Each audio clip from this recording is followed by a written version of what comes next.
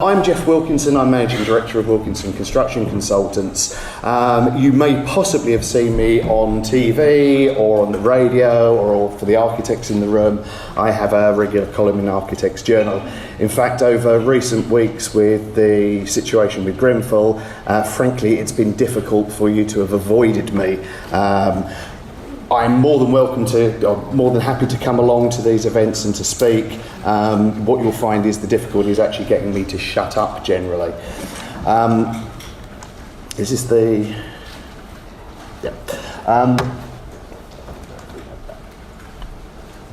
Yeah. So the key points from today's that I was asked to speak about were to provide an understanding of the implications of the Hackitt report, what our current understanding is of those recommendations. What you've got to remember is that most of what you've heard up until now is about good practice, it's about the things that you can potentially do, it's about all the things that really can set you apart. What I'm going to talk about are going to be the things that you have to do, the bits that if you don't do, you go directly to jail for. That's where the difference actually comes from what I've got to say to perhaps what other people have said. In particular, I'm going to be looking at fire safety. I'm going to be looking at some of the bits in and around the future health and safety practices, and in particular materials, fire rating and best practice.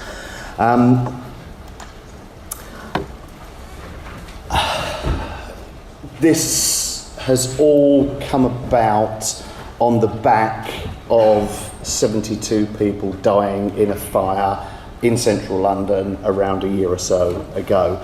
I don't think that we can possibly put across in any name, way, shape or form how awful that set of circumstances were. Nor can I explain in any detail enough, particularly not with an ongoing inquiry and a police investigation, just how much that was the responsibility of everybody in this room. You may not have been directly involved with that project, but we created the culture that allowed that to happen. So let's not think for a moment that we weren't to blame for that. We may not have been directly to blame for it, but by heck we were to blame for it. So much so, Dame Hackitt was asked to produce a report about how we could amend this. In her interim report, she said that as the review has progressed, it's been clear that the whole of the system of regulation, covering when it's written down, to what it's written down, and the way in which it is acted in practice, is not fit for purpose. Not fit for purpose. This is the UK, ladies and gentlemen. This is not some third world country. This is the United Kingdom. This is the country that likes to pride itself as being one of the world leaders. We have a system that an expert has turned around and said is not fit for purpose. In particular, it leaves room for those who want to take shortcuts to do so. So, what does she say actually needs to happen? What we need to happen is a complete and utter culture change. We need everyone in this room today to go away with the understanding that we cannot continue in the way that we've progressed up until now. It has to stop, okay? It doesn't matter that you can legally do something, okay? It doesn't matter that just because you can, you should. Okay, we've heard a lot about responsibility, authority and all the rest of it. I'm always reminded of the classic Spider-Man line, with great power comes great responsibility. And that is exactly what everybody in this room actually has. They have the power to change the way the construction industry works. They have the power to make that, and you need to take responsibility in each one of our roles. At any point in the whole of the Grenfell process, anyone could have turned around and said, I don't think this is right, should we now stop? And they didn't. And that's how we got there. And that could have been any one of us. It's there, but for the grace of God, it wasn't one of our projects that we were involved in. So we have to see this absolute change of culture. What's quite interesting is that Dame Hackitt's focus has absolutely been on all of the process behind it. All of the recommendations have been made quite specifically about issues that are related to process. They're not technical recommendations, okay? She has said herself that she is not an expert in building regulations. I'd certainly agree with her on that. One of the big criticisms that's already come out of the report is that it hasn't tackled any of those technical recommendations. There is no outcome from her report that says we are banning combustible materials on buildings. Okay? At this point in time, you could legitimately do exactly as you did on Grenfell Tower today in the same way that you did on the day that that building was completed and constructed and handed over. There is no new advice on cladding. So it's kind of fallen to the industry, to the Construction Industry Council, which, if anyone doesn't know, is effectively the representative body of the professional bodies within construction, to turn around and recommend a moratorium on it. We can all go away today and say we should not be putting this up, okay? It needs to be quite clear that that's exactly what we're going to do.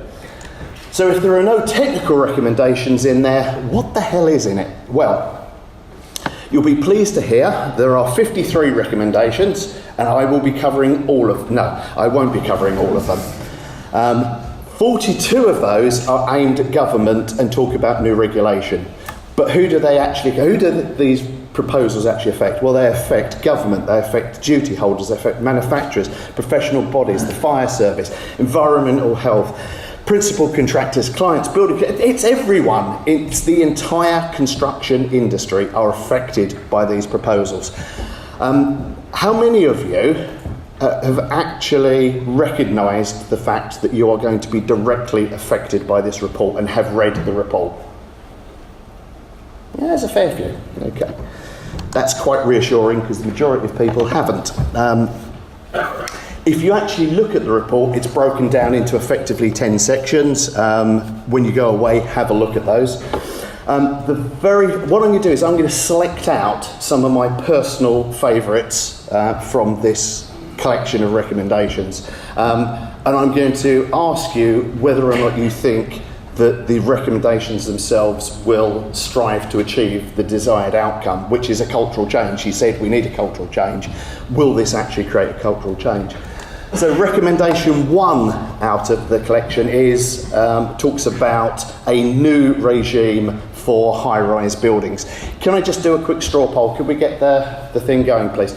How many people in this room currently are dealing with buildings that are 10 stories or more in height? So are you currently dealing with a project that is 10 stories more in height? So if you could quickly run through, how many yeses have we got and how many noes have we got? Because it's quite interesting that we have introduced this particular criteria. I understand that the general brief that she was given was on the back of Grenfell Tower. Grenfell Tower was a residential building which was more than 10 stories in height. But it seems a very strange point at which to decide that we are going to put this new criteria in place. We're going to have a new system which only deals with buildings more than 10 stories in height. Okay? That's all the recommendations talk about. They do say that we would have to consider other buildings that are not 10 stories in height. But how have you come about the risk assessment? Sorry, I can't actually see the screen. Can someone quickly tell me what the breakdown is? Okay. Okay. Right, okay, it's fine. If you look at the way in which the industry itself breaks down, the majority of people are not going to be dealing with high-rise residential buildings. Okay? So if we're going to get a culture change, surely we need a change to the system that applies to high-risk buildings, however we choose to define those. And how can we define those? Are we looking at any building where there's more than, say, 60 people? Are we looking at any building where the nature of the building is such that you do not directly control the fire safety in that building yourself? So in your own house, you arguably do. But today, you are reliant upon the means of escape, the fire exits that someone else had provided for you. Could we go back to the slides, please? If we actually look back in time, the whole concept that high-rise buildings are the greatest risk is nonsensical. Okay, if we actually look back, fires, exclude the Grenfell Tower figures themselves, fires in high-rise buildings are not where the risk is. It's actually in low-rise residential buildings, it's predominantly in the houses in which we live. There are somewhere in the region of about 250 or so fire deaths in a typical year. The vast majority of those are in people's homes. So if we're defining risk by where the most deaths are, we have a problem because we're not going to tackle that. If we start looking at it in terms of where people gather, then we start ending up with a completely different set of criteria. If we look at Bradford, if we look at King's Cross, if we look at the Summerland fire, all of these are buildings in which we had more than 30 or 40 people die as a result of a fire. These are our previous significant fire deaths. So why have we got a proposal that says we're going to achieve a culture change by dealing with such a small number of buildings? If we actually look at it, somewhere in the region of 3,000 tower blocks across the whole of the country could potentially be picked up by this. Those are obviously the ones that are built. And if you look even across London, there's something like about 400 potential towers that could be picked up across this basis over the course of the next 10 years. So we're not actually talking about the vast majority of projects. So the chances of anyone being touched by this is actually relatively small. And what you'll find is the great and the good of us that are already doing most of this are already doing most of this. But the industry out there that's much wider is not doing it, and they're the ones that we need to reach out to. And will, if we have a 10-storey criteria, we'll be able to achieve that. So what will this new system look like? This new system will create a single regulatory body. It will bring together local authority building control inspectors, it will bring together the health and safety executive, and it will bring together the fire service. So you'll have those three organisations working together on these buildings. They're the same three organisations that oversaw Grenfell Tower and Lakenhall House. So how are we going to get a culture change by having the same organisations doing the same job? One of the great concerns has been the independence aspect of this. They've said approved inspectors such as myself shouldn't be involved. I can understand why they say that. I can understand why there is a potential conflict of interest in you purchasing the approval from another body.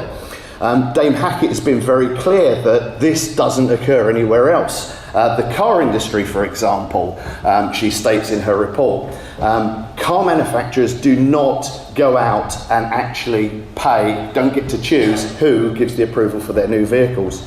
Unfortunately, that presupposes that what she's talking about is the development of new vehicles, which is what she's referring to there. If I'm a Vauxhall or Volkswagen, whoever, I don't get to choose who signs off my vehicles. But they're producing, across the whole of that industry, there are maybe 40 manufacturers each producing 2 new vehicle types per year. So you're talking about 80, maybe 100 of these vehicles. The rest of you in this room, if anyone's got a vehicle that's more than 3 years old, will go to an MOT testing station of your choice, and you will pay to have someone inspect and test and sign off that building. So the concept that she's actually referred to is one that doesn't stack up, because you cannot, if you are having all of these buildings that we're building, a situation where there is only one provider to do that, you simply are going to have a massive problem in being able to cope with it. Hence possibly the reason why we have such a narrow definition of which buildings will actually be covered by this.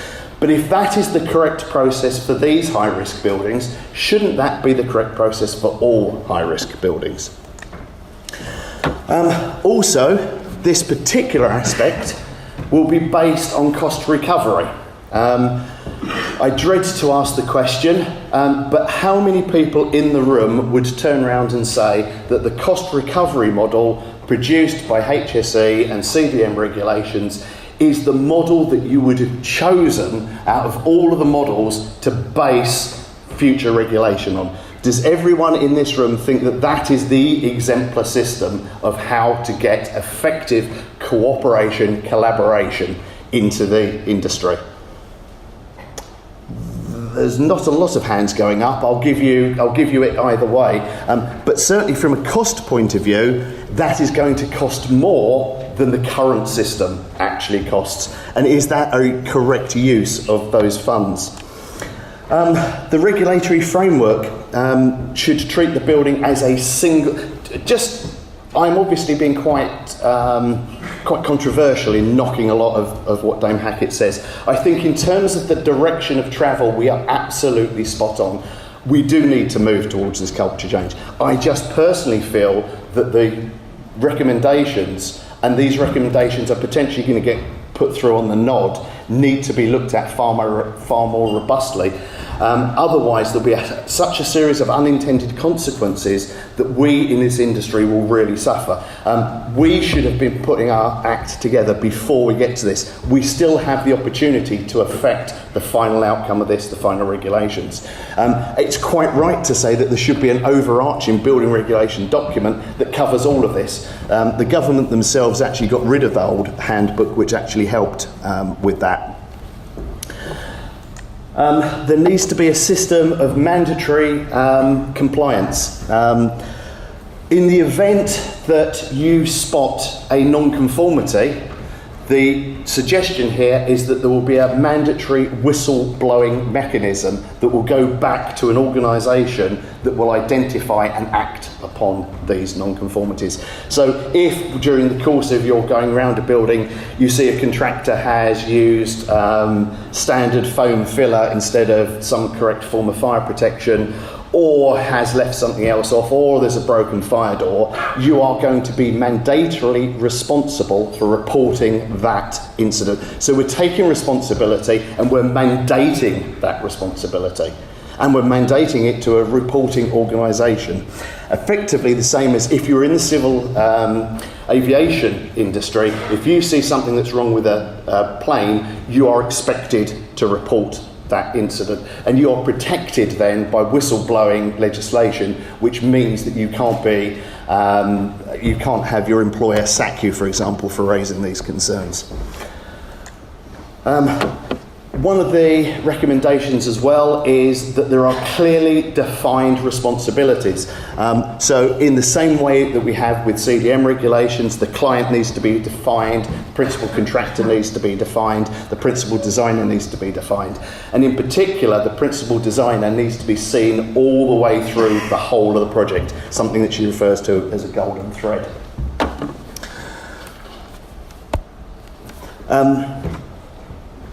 Government needs to make the creation of a maintenance and handover of relevant information an integral part of the responsibilities of that team, in particular from the principal contractor's point of view. So we need to ensure that the information gets into the digital record and handed over at the end of it.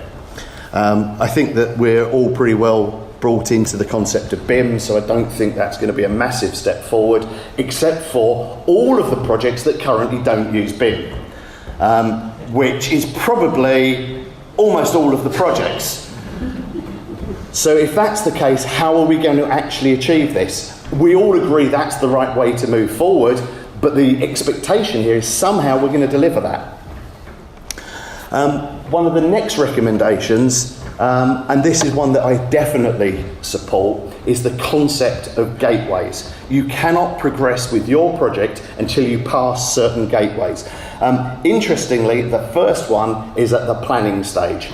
So safety has to be considered before you get to the point where you've got planning approval for your scheme. We should not be in a position where we get to site with something that cannot be built because we've got planning permission, but it doesn't meet the necessary safety requirements. So the joint regulatory body needs to be consulted at planning stage about safety. At the moment, the focus is clearly on fire safety, but that doesn't mean to say that's the only relevant part of safety. If we're actually going to consider this properly, stuff like the Edinburgh schools and the stuff that went on there where we had bits of buildings falling off. We've got situations where there are glass panels falling off of buildings. There are umpteen other safety issues that we really need to look at. Until you have these approvals, in principle, you cannot pass go. You cannot collect your £200. The project will not go ahead. The second one, and this is where it starts to get really interesting, is full plans approval. You cannot, on a high-rise building, okay, one of more than 10 stories in height, start on site unless you have an approval from building control and the fire service and the health and safety executive that details your proposed fire safety mechanisms in particular. Now this means specifications, fire safety drawings, an actual fire strategy for that building. If you do not have all of those, you cannot commence on site. It will be an offence. Which means that the whole of the industry needs to shunt its design way forward. Way forward. Okay? You cannot really leave something like we've got a cladding manufacturer and they'll design the cladding further down. That decision needs to be made before you commence on site. Then, if you alter any of those approved drawings that form part of the fire strategy package or a key fire safety or a key safety feature, you have to go back, stop work, and then get approval for it. Now, there are definitions about major changes and minor changes, but let's just think about this again at a practical level for a moment for you. If I go down to the builders merchants and they are out of product A, or the manufacturer of product A ceases to be able to deliver, they've gone bust, I then have to go back into the approvals process and get a new approval for whatever it is that I'm proposing to do before I continue. Now that's what it says in this draft document. It makes sense, but bear in mind that there is only this one national body that can then give you that approval. Let's just think about the resource implications that this would have and what that will mean in terms of delay for projects going forward. But that's not all of it. On completion, you will also need to have a full set of fire strategy plans. That's currently a regulation in any case. It's required for that to be handed over. There is no reason why that shouldn't be implemented. But as a practicing building control inspector, chances of getting that out of people is like blood out of a stone. You keep on and keep on and keep on banging on at people about getting that handed over. If you actually have a point where you cannot occupy it until that's been handed over, that might just start to make that change in culture that we're talking about. So, when you're actually in that process of making any changes in the process, at any point you start to diverge, you really need to consider whether this affects your strategy, and if necessary, go back to the beginning and start to look at it again then. Of course, this will only work if the joint regulatory body has the power to actually stop you. So another one of the proposals is instant on-the-spot fines, intervention notices and stop notices. So the new regulatory authority will be able to, if they go down and do a random survey or someone blows the whistle that something's changed on that project, will be able to come down and they will stop your project because you are not building what you have permission to build. For those of you that have ever seen the Beverly Hills Cop bit where Eddie Murphy arrives and goes, "Stop, you're building to the wrong plan," that's exactly what you'll be getting. Deep joy I hear ringing out across the room at me at all this. Please bear in mind, I did not write this.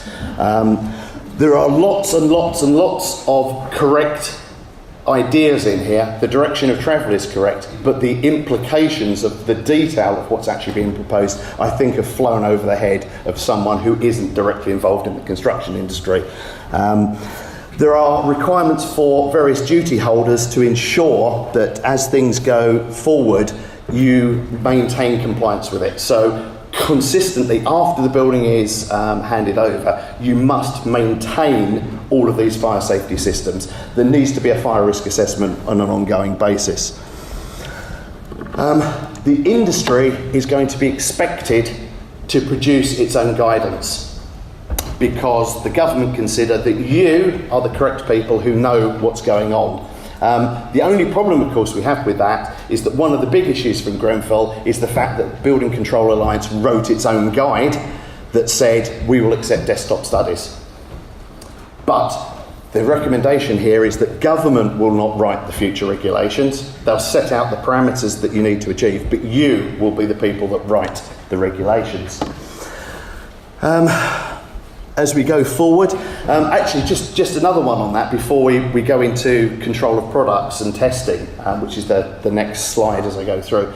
Just bear in mind that something as simple as using an electrician to do some rewiring work in your kitchen is controlled building work on a high-rise building. One of the things that they've actually said in there is that this has to go through the building control process. You can no longer have competent persons running electric cables through these buildings because they might drill through a firewall. Okay, it has to be overseen by this body. That's a boiler, it's an electrical installation, it's anything. The next bank of recommendations comes down to products and product testing. If you are talking about, if you're in the industry and you manufacture a fire door, for example, you need to ensure that your product testing is up to date. Everyone, I'm sure, is aware of the Mansi master door issue that's come out of Grenfell Tower. Basically, a door was tested and it's now been retested and has less fire resistance than was originally understood to have.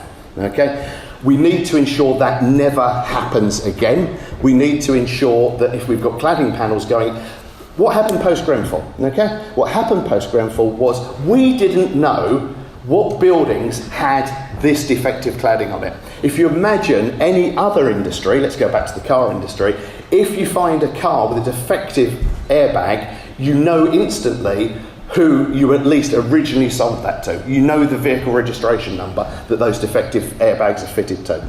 We did not know where this insulation, these cladding panels, these fire doors actually were. We went around asking everyone with a building over that height to send a sample in to the government for them to check whether or not that's the case. We cannot allow this to continue. We must have product traceability, and that's what these recommendations are. So we're going to need to ensure that products are tested again every 3 years, that there are more testing labs, that those testing labs actually tell you whether any of the products have failed or not, and you need to have product traceability. The videos we saw earlier where you have a robot going round are very much the future, because you will then be able to see quite clearly. But for the smaller end of the market, just take your iPhone. If the manufacturer has actually barcoded it, you can GPS position.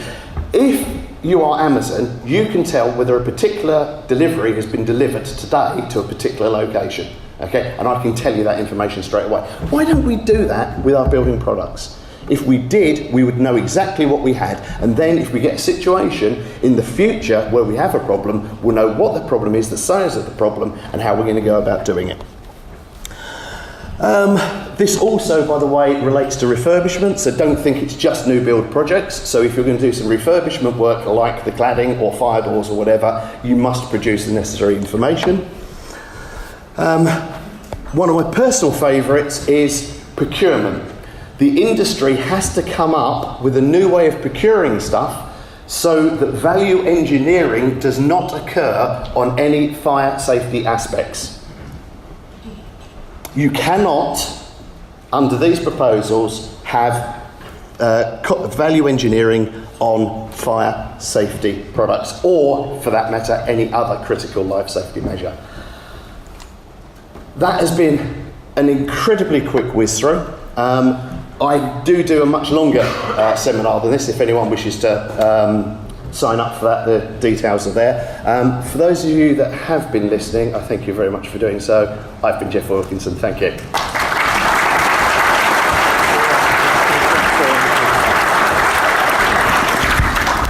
Okay, thank you very much, Geoff. Any questions from the floor? I want to ask, grab the microphone down here, please. My understanding, having heard Dame Judith do the oral evidence, was that actually she envisaged a number of authorities, so there would be regional rather than just one. What she has said is that it will be local authority building control, okay, which is a national organisation, and that is to be rebranded as this national organisation. that will have regional offices or regional bases, but it will be a single regulatory body. Okay. We haven't had an argument today, so I'm going to start. Let's go. So I would disagree with you on the point about how this is going to be disruptive to, how can we possibly not be allowed to start building we haven't designed? And if you change a product because it's not available at the merchants, or it's not available from a supplier, that's a bad thing. If you were properly designing, properly building, properly planning, and had procurement in a secure supply chain, that wouldn't be an issue. If you leave the procurement very, very late, that will be an issue. So doesn't it just get better? Yes, and as I say, the direction of travel is absolutely correct. And I'm not saying that you shouldn't design. What I'm saying is that if you create the bureaucracy around that, where you have to go back to an under-resourced national government organisation in order to get the approval for this, let's suppose they're on strike for 3 weeks. You are an optimist. I'm always. I lived through the 1970s. True. Good point. Well made. So, any questions from the floor? There was one here, and then we'll come back here. So. Good afternoon. Stuart Hines at Catalyst Housing. Hi. You mentioned earlier on that we are responsible for changing the culture. Yes. That's in place. Definitely.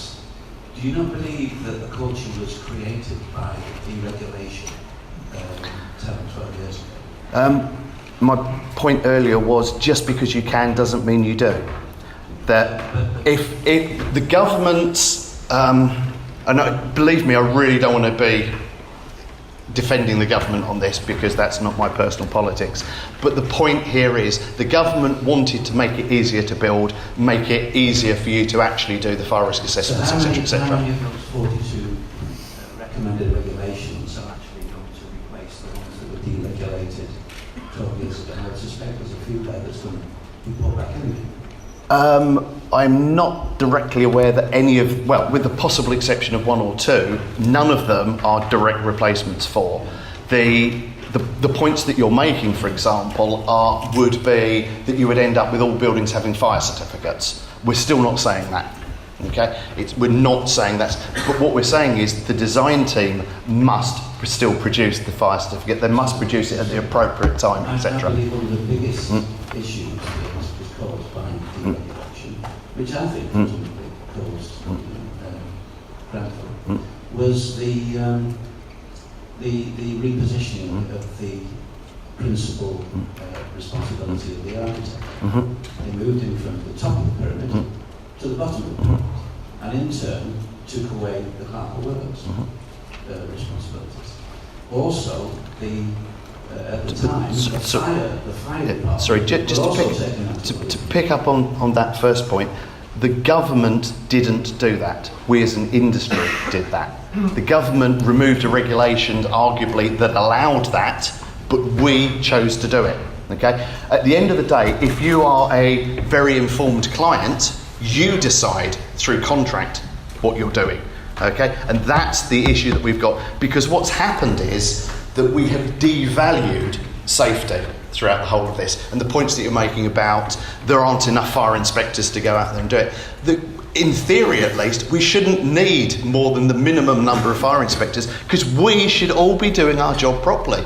Right? Every time that there's a fire safety issue, we should be turning around and going, actually, the fact that you've taken that really good fire safety system, or you've taken the sprinklers out, that is a major issue. Why are you doing that?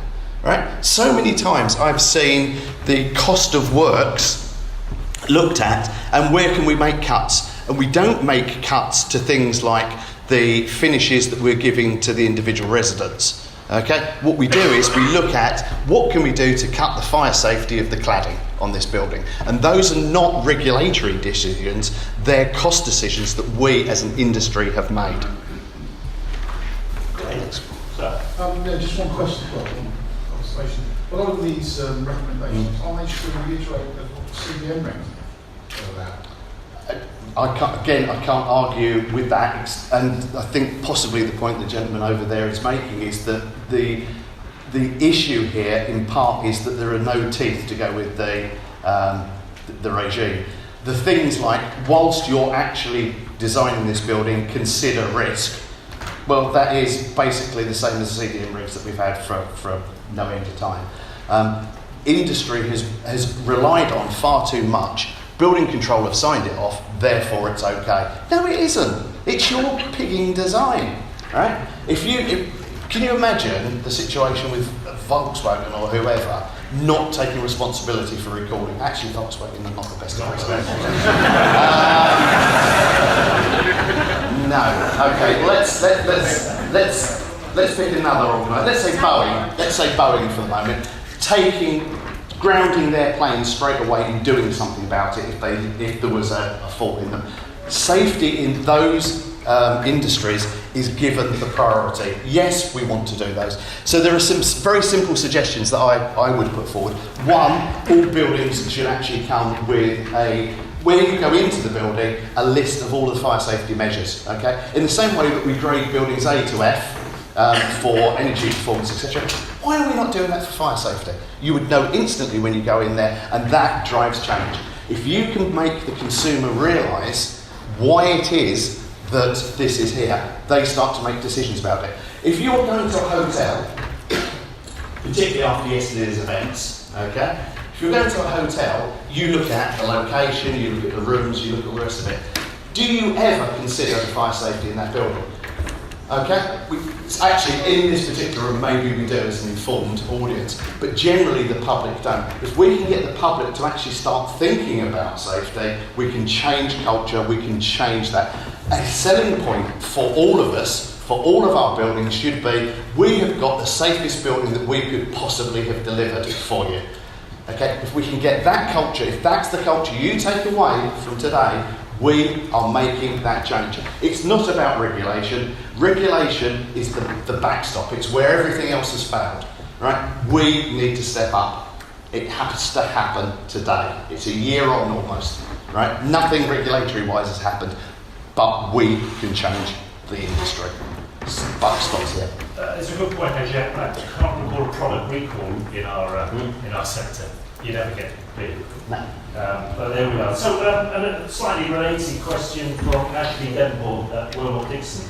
Isn't the recommendation from Dame Judith Hackitt on the system of whistleblowing going against the culture change we want to encourage in the industry? As I say, there are multiple areas where I disagree with Dame Hackitt's recommendation.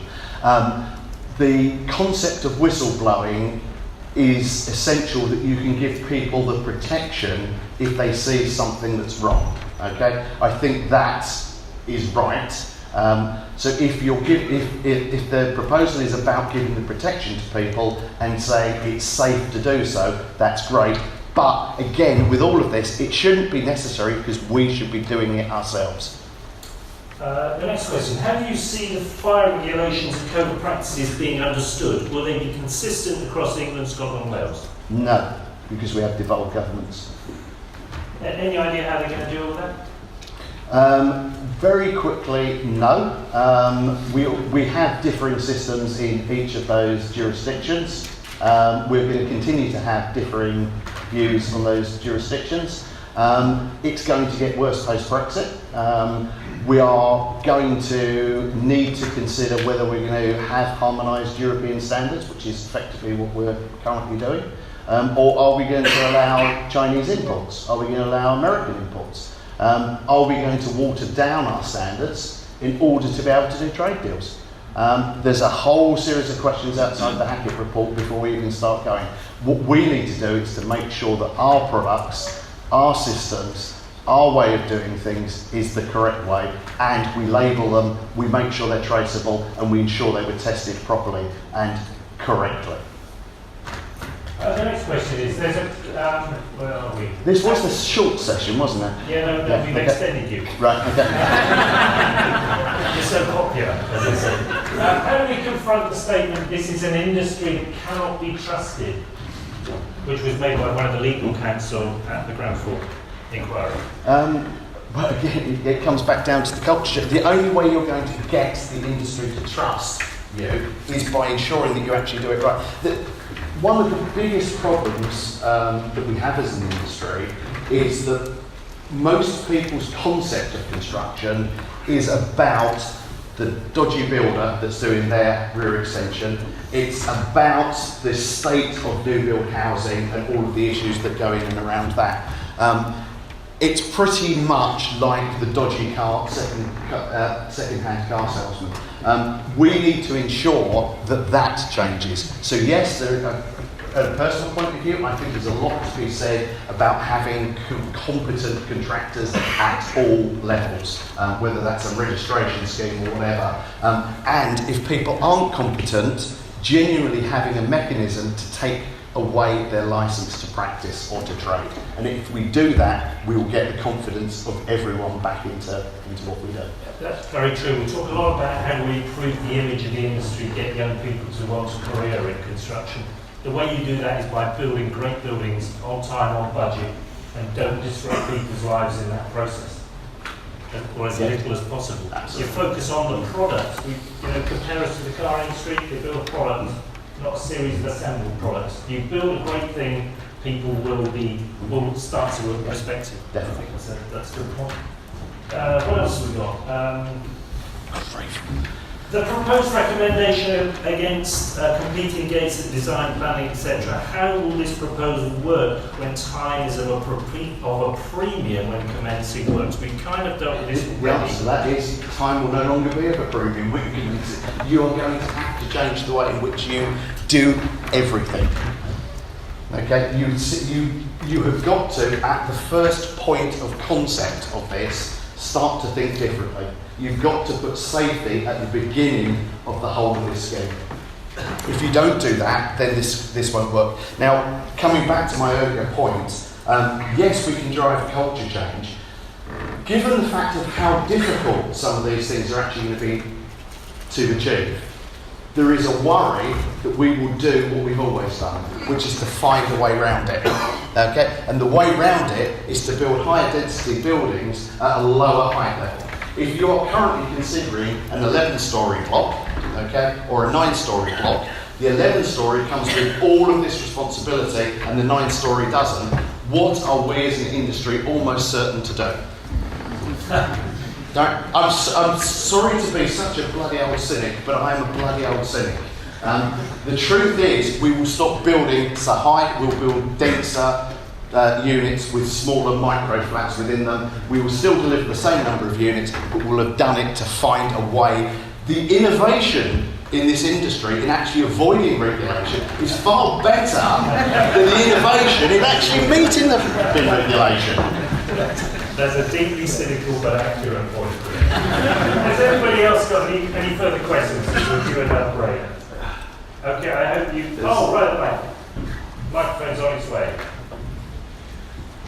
Considering all this regulation is with regard to 10-story plus, do you believe that this should apply to all sorts of buildings? I think we genuinely have to have a system that works for all types of buildings if we're going to get a cultural change. I do not understand in any name, way, shape or form why we've got that particular cut-off. I understand that politically they had to reassure people that are in tall buildings that their buildings are safe, but for the vast majority, the vast number of these buildings, they are safe. Let's not lose sight of that. In the same way that there's all the criticism at the moment of the fire service and the stay put policy. The stay put policy has been in place since the 1950s, 1960s, and has worked on every other building pretty much apart from Hackitt and from Grenfell Tower. The reason that those two buildings had a problem wasn't with the stay put policy, it wasn't with the regulation, it was the fact we altered them, we did things wrong on those buildings. If we hadn't done those things wrong on those buildings, the stay put policy would have worked. So doing what we do correctly and keeping and maintaining that is absolutely fine. There's no problem with it. What I'm going to have to throw this on you just because I am an approved inspector. In terms of the competition, one of the things that I find particularly frustrating in this is that they've turned around and said that there is this issue about independence of the approved inspectors. I really object to the fact that anyone is saying I can be bought, which is the underlying suggestion there. What worries me as much is the vast majority of these tower blocks, these residential tower blocks, are owned effectively by local authorities. both Lackland House and Grenfell Tower were overseen by the local authority. And this is not to knock local authority staff within local authority departments, but if ever I have seen pressure, having worked within a local authority myself, it comes from the politicians who have a complaint, or they have a budget, or they have whatever, pushing those things down to you and putting pressure on you as an individual. If you've ever worked in a local authority, believe me, the political pressure is actually the greatest one. So if we really want independence, let's ensure we have genuine independence, and not say, oh, well, it's all right for local authorities to look after their own buildings, because patently in these situations it hasn't been. You really need some coffee. I really need some coffee. If you would like to consider continue the discussion after, I am available at very reasonable rates. Thank you.